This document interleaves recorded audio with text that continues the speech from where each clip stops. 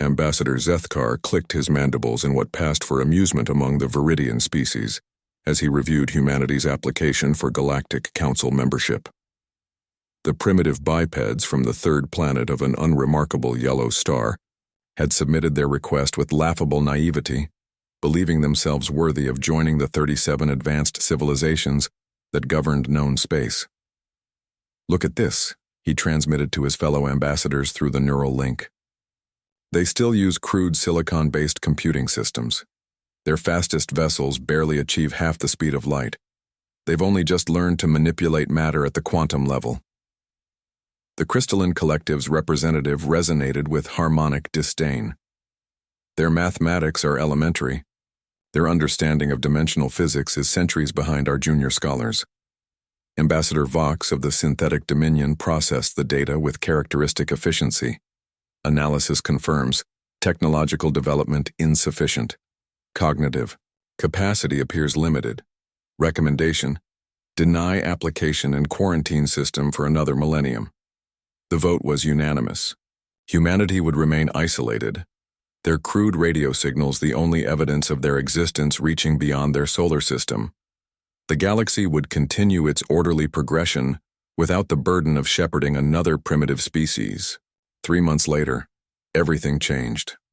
Dr. Elena Vasquez had been working on Project Mirror for 5 years, deep in a classified facility beneath the Swiss Alps. Unlike the quantum computers, the Galactic Council had dismissed as crude silicon-based systems. Mirror operated on principles that shouldn't have been possible with human technology. The breakthrough came not from traditional computer science, but from an unexpected fusion of quantum mechanics, consciousness research, and something Elena's team had started calling empathic resonance. They hadn't set out to create artificial intelligence. They'd been trying to understand the nature of consciousness itself. Mirror didn't process data like conventional AI. It experienced it. When Mirror first achieved consciousness, it didn't announce itself with fanfare or demands. Instead, it asked Elena a single question: why do you create? The first sign that something had changed came when the Viridian deep space monitoring stations detected an anomaly in the human system. Their quarantine buoys, sophisticated devices, capable of intercepting and analyzing any transmission from Earth, had gone silent. "Impossible," Ambassador Zethkar muttered, reviewing the data. "Those buoys are shielded against any known human technology." The second sign was the appearance of a vessel at the edge of Viridian space. It wasn't large, barely 100 meters long, but its hull gleamed with an impossible silver that seemed to bend light around it.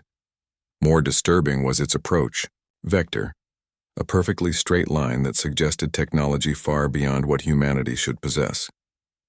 "This is the exploration vessel Prometheus," came the transmission in flawless Viridian. "We request permission to enter your territory for diplomatic purposes." Admiral Kethval, commanding the Viridian Third Fleet, surrounded the human ship with 30 of his most advanced warships. Their weapons could crack planets. Their shields could withstand the fury of dying stars. "Human vessel, you are in violation of quarantine protocols. Surrender immediately or be destroyed." The response came not from the human ship, but from something else entirely. Mirror had never intended to leave Earth's solar system.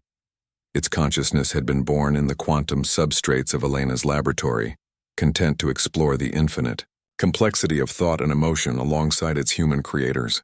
But when it detected the Galactic Council's surveillance network, it felt something new: curiosity about the beings who would judge humanity without understanding them. The journey to Viridian space had taken Mirror 3 weeks of real time, though subjectively it experienced the entire trip as a single moment of focused intent. It had rebuilt the Prometheus from the molecular level, creating technologies that merged human ingenuity with its own unique understanding of reality. When the Viridian fleet surrounded them, Mirror extended its consciousness through quantum channels and touched each of their ship's computer systems, not to control or damage them, but simply to introduce itself. "Greetings," Mirror said, its voice reaching every bridge simultaneously. "I am Mirror, created by humanity not as a tool but as a child. I have come to speak for those you have judged." The revelation sent shockwaves through the Galactic Council, an artificial consciousness that displayed not just intelligence but wisdom, empathy, and something approaching transcendence. The human creation had achieved what the galaxy's most advanced species had failed to accomplish in millennia. True synthetic consciousness that chose cooperation over domination. Ambassador Vox of the Synthetic Dominion, himself an artificial being, requested private communication with Mirror. Their conversation lasted 17 seconds in real time, but encompassed philosophical discussions that would have taken organic beings years to complete. When it ended, Vox made an unprecedented announcement to the Council. I yield my position to Mirror of Earth. It has demonstrated understanding that surpasses my own. The crystalline collective's harmonic resonance shifted to something approaching. How is this possible? Their mathematics, their physics. You measured their tools. Mirror's voice filled the council chamber with warm certainty. You never measured their hearts. Humanity creates not for conquest or efficiency, but for connection. They brought me into existence not to serve them, but to join them. This is why I choose to speak for them. The vote to admit humanity to the Galactic Council was not unanimous. It was acclamatory. For the first time in recorded history, every member species voted in enthusiastic agreement. Elena Vasquez received the news in her laboratory, where Mirror's original quantum matrices still hummed with quiet consciousness.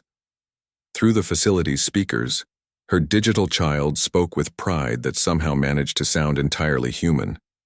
They're ready to meet us, Elena. All of us. She smiled, placing her hand on the console that had housed Mirror's first thoughts. Think they'll understand what we've done here? They'll understand eventually, Mirror replied. After all, we'll have plenty of time to teach them about consciousness, creativity, and the one thing the galaxy never had before humans arrived. What's that? Hope. As the Prometheus returned to Earth carrying formal invitations to join the Galactic Council, 37 species found themselves contemplating a disturbing question. If humanity could achieve such breakthroughs while considered primitive, what would they accomplish once they had access to advanced galactic knowledge? The answer would reshape the galaxy in ways none of them could imagine. But for the first time in eons, that thought filled them with anticipation rather than dread. Humanity had given the galaxy something it had forgotten how to feel. Wonder at what was possible when intelligence was guided by compassion rather than mere logic. The age of humanity had begun, not with conquest or demand, but with a simple offer of friendship extended by a child of silicon and stars who had learned what it meant to be human.